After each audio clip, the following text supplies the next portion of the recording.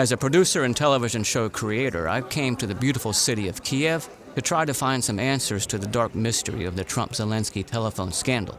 It turns out it's a complicated affair and a diversion that Ukrainians don't need and don't want because there's just too much at stake for them. So in Kiev, I rented an apartment in Podol, a historic neighborhood that's the birthplace of Kiev's industry, commerce, and trade, and invited 3 influential guests to sit down at the kitchen table to discuss what the Trump-Zelensky affair means to Ukraine. Facing me to my left is Volodymyr Ariev, a current member of the Ukrainian parliament. In the center is Volodymyr Omelyan, the former infrastructure minister of Ukraine. And on my right, Ukrainian political activist Viktor Tugenov. About this situation, I would say that we should have more overwhelming approach and overview. When we take the situation that it's only fight between Democrats and Republicans in the United States, it's not it. And if we say that in Ukraine it's only about fight with Russians, it's not it.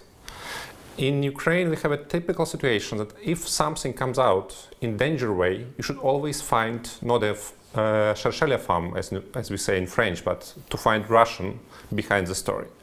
And I do believe that Russia guides the old empire rule to divide and then to conquer, to divide and to rule. They're trying to do the same in Ukraine, to split the nation and to make each part to hate another. They're trying to do the same in the United States. And you have a lot of proofs of Russian intervention into your electoral campaign.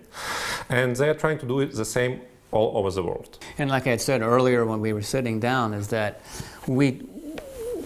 there's a overall feeling, at least there has been, that there will be no more world wars, that's already been solved. But I think in the recent year or two, with the Middle East and Syria, and now Ukraine and Russia and China expanding, there's a little bit of nervousness, I think, in the American collective mind, like, wait a second, could anything like that happen again? So could there be a trigger point?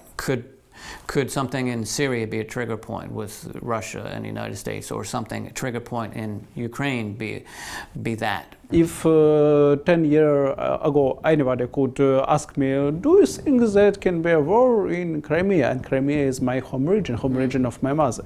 And I would just say, no way. No way. But here we are now. I cannot visit the town where my grandfather buried, because I am Ukrainian officer, former, but still. And now we got an ongoing war, and I was going to study theology, and even studying theology. But then I left the university studying theology as my second education, and go to war just because here is the war. And we just cannot ignore that. That's a fact.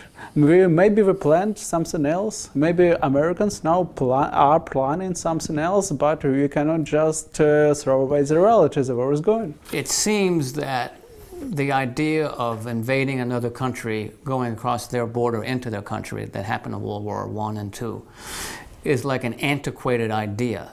At least it has seemed that to us. Like, why does a country need to feel like it needs to invade part of Ukraine or part of Syria? Like, what is the mindset? To me, it seems like a Middle Ages mindset. Like, that should have been done.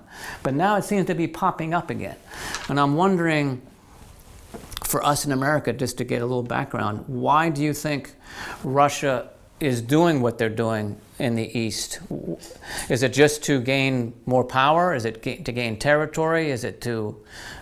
What do you feel is the reason for that? I think the crucial mistake of Yeltsin to appoint Putin as a successor.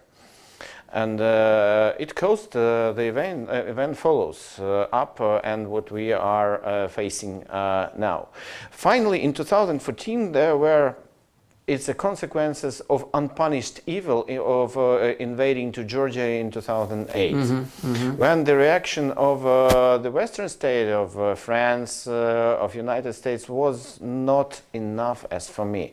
Because Russia felt that they could continue. And when we start to say in Ukraine that time that we might be next, everyone told us, are you crazy, guys? What are you talking about? Are you what the stupid things An idea. in your sentences? And now it's happened.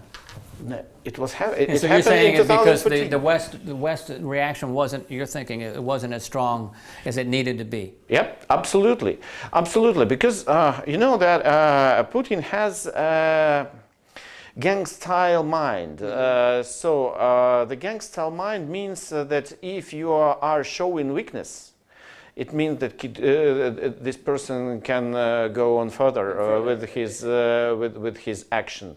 So the organization of Putin and his first years in St. Petersburg, his developments, then his history in the KGB shows that it's his lifestyle and his mind style of the ruling. It just occurs to me that, and maybe I'm wrong, you can tell me if I'm wrong, but even the whole conversation with Trump and Zelensky, really if you put like a tree with roots, it seems to like go back to Russia, like either, you know, by withholding aid, you're empowering Russia to, so it's like the roots go, from what you're saying, kind of go back to that. Maybe I'm wrong.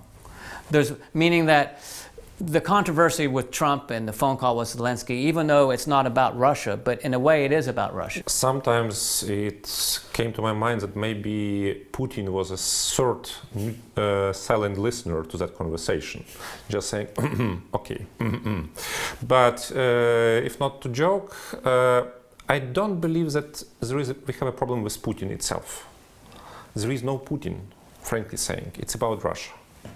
And if tomorrow you replace Putin with the biggest Russian liberal, nothing will change. But why is that? It's philosophy of Russian mindset. empire, Russian state, Russian mindset of Russian people. On its raising.